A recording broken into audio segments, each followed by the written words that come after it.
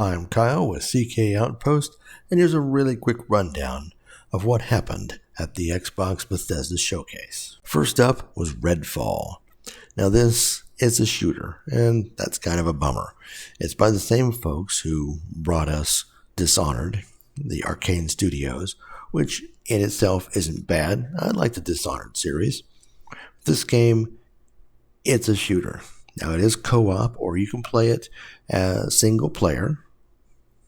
Its whole premise is another wisecracking bunch of badass monster hunters taking out vampires on an island that has been cut off from the rest of the world. The place, Redfall.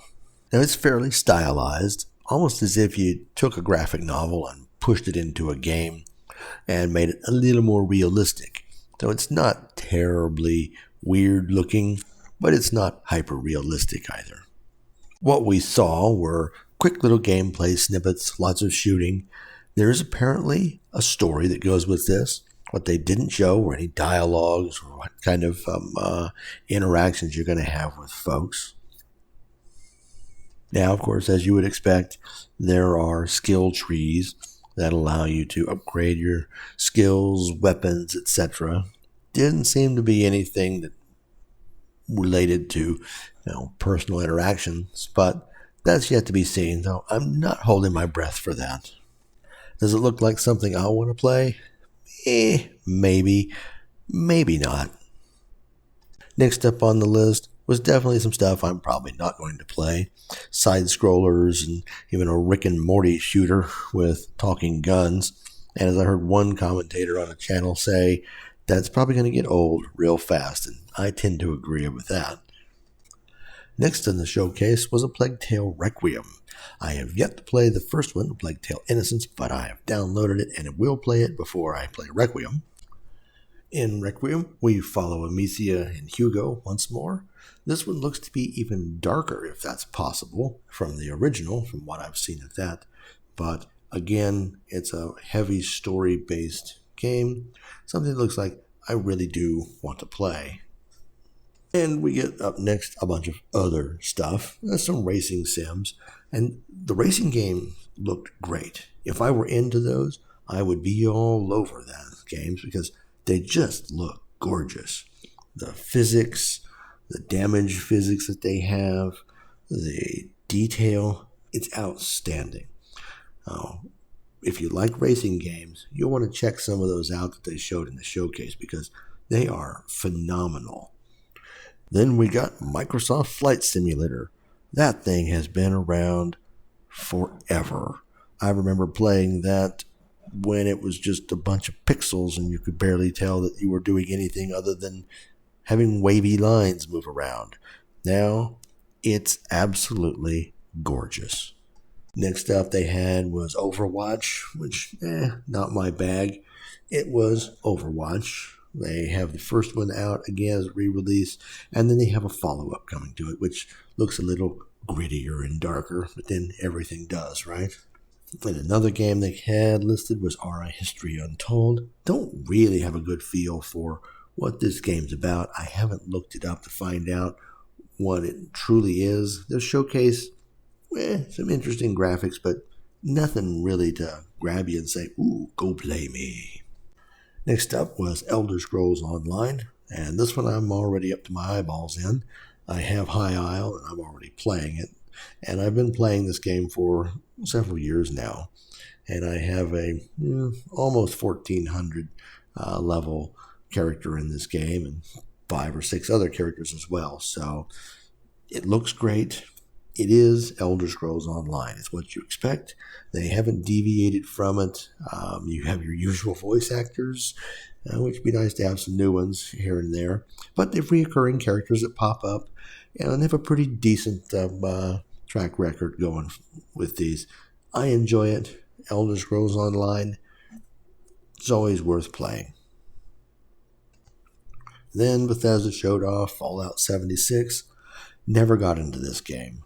While I don't mind the Fallout series, the fact that it didn't have NPCs and anything like that to start with, I never got interested in it, and I think it's going to probably stay that way because it really doesn't look like they've done much other than, upgrade a little bit here and there.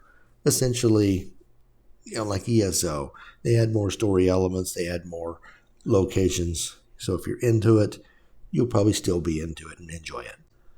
And yet, more stuff that I'm probably never going to play. Hot Wheels actually looks great. It's another one of those racing games that it looks phenomenal.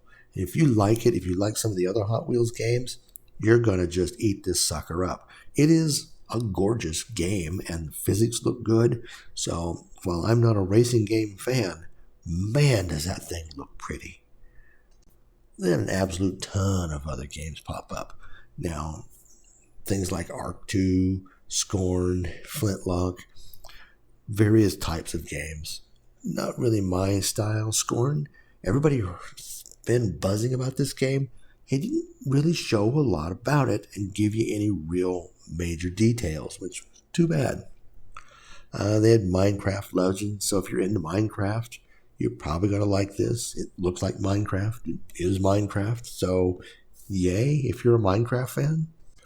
Things like Lightyear Frontier, Gunfire Reborn, and just a whole bunch of other things. Lots of indie games. I'll give them that. They really showcased a lot of indie games, a lot of new studio type games, which is good. And variety is the spice of life, and I'm happy to see that. And there was the big one. Starfield. They finally did some major Starfield reveal, which was outstanding. But let me say, they didn't show the dialogue system. Man, shame on you, Bethesda. I wanted to see how that dialogue worked. Now, that said, they did later confirm that it was a silent protagonist, so that gives me hope that there's going to be all kinds of skill checks and dialogue options and places to go with this that you just can't go with a voiced protagonist because of cost, because of the possible choices that you could have and the way you have to branch things.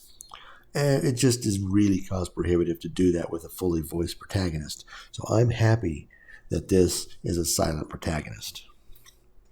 As for how the game looked, well, it is the creation engine, but I didn't think it looked that bad.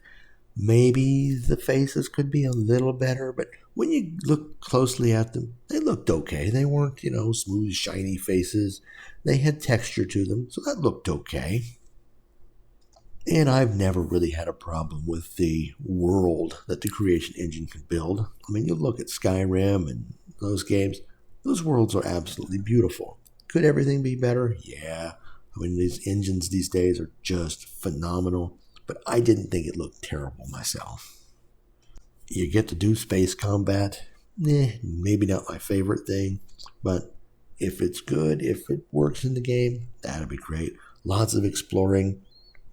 I'm all down for it. Base building? Really? Please don't have the Preston Garvey experience. I just don't want that in my space game. I don't want that in any game.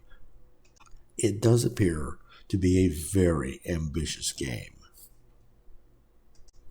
built on a proven, if not maybe slightly aging technology. Still, I'm definitely looking forward to this game, and if there's one out of their entire showcase, the Xbox Bethesda show, this is the one that everybody wanted to see, and I don't think that it was terribly disappointing. Overall, I think this was a successful showing from Microsoft and Bethesda. They certainly had something for everyone. I mean, really, if there's a type of game you like, you pretty much got your pick of them in this lot. And you got big blockbusters to cool little indie games. This was pretty good. And this makes Game Pass look really nice. So if you have Game Pass, you're probably going to find some fun coming this year and next year. That's been our super fast rundown of Xbox Bethesda Showcase 2022. Let us know what you think. And if you like this content, please like, comment, and subscribe. Thank you.